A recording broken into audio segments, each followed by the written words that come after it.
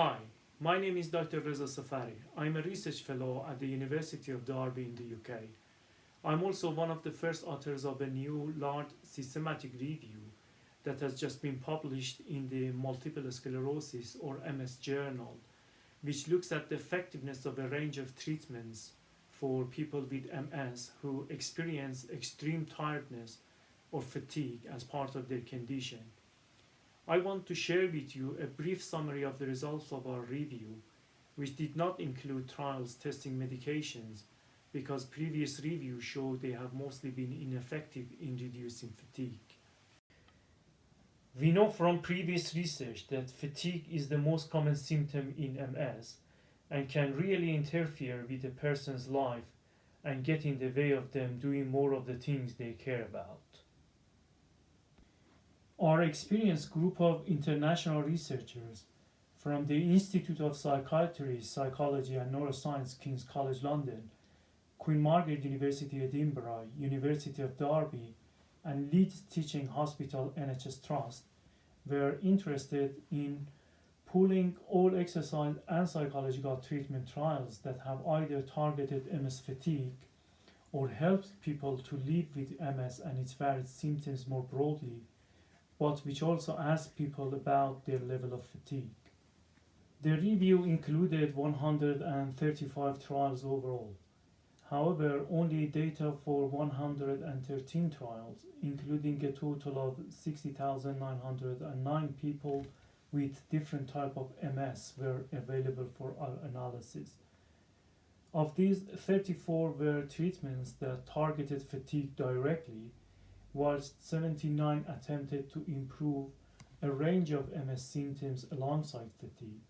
For example, low mood, pain, walking ability, physical fitness, and/or balance difficulties.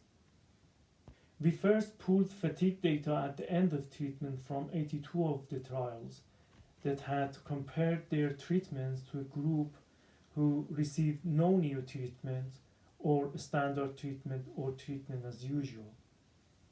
We initially found that exercise treatments were very effective in reducing fatigue, regardless of whether they had intended to target fatigue or not, where balance exercise in particular seemed most promising. Several trials tested cognitive behavioral therapies or CBT, which depending on the focus helps people to gain a clearer understanding of their patterns of activity related to their mood or fatigue and supports them in developing new skills to better manage difficult thoughts and feelings related to these symptoms to do more of what matters to them. Like exercise treatments, CBT showed impressive reduction in fatigue from the start to the end of treatment compared to treatment as usual.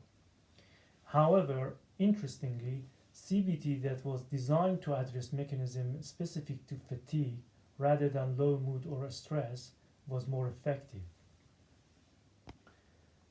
A more clinically important question is, which treatments are the most effective when we compare them directly? To answer this question, we used a new statistical technique called network meta-analysis, which allows us to rank the effectiveness of different treatments that compare them to one another. Of the 113 trials included in the network meta-analysis, the types of exercise treatments included aerobic, resistive, flexibility, balance, general, and combined exercise programs.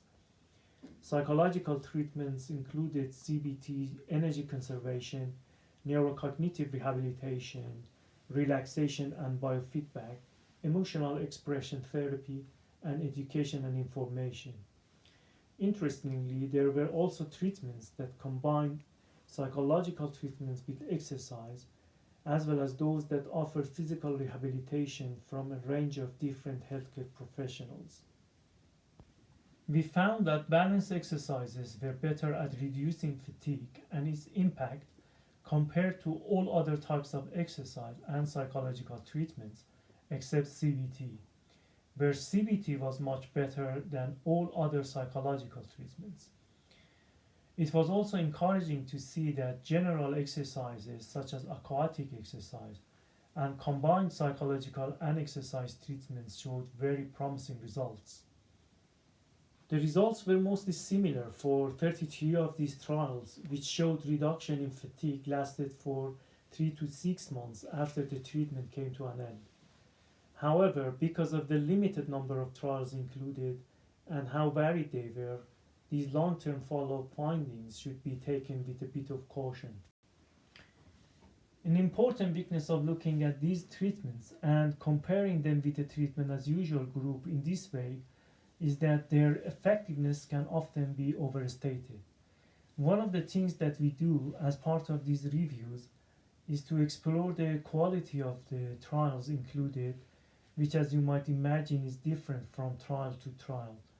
The quality of trials exploring exercise and combined psychological and exercise programs are at this stage quite low, whereas the quality of CBT trials was higher. This means that we need to be careful not to overstate the results for balanced exercises, general exercises, and combined treatments until we see more higher quality trials come out. However, we can be more confident at this stage that CBT was probably as effective in supporting people with fatigue as our results show. Also, higher quality evidence indicates that energy conservation does not lead to significant improvements in fatigue.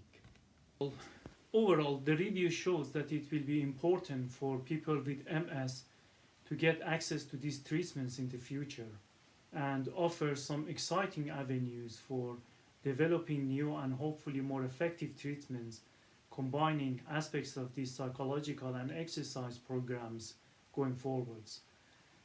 Thank you so much for listening. Please share the video with your family, friends, and colleagues and others you think may find this helpful.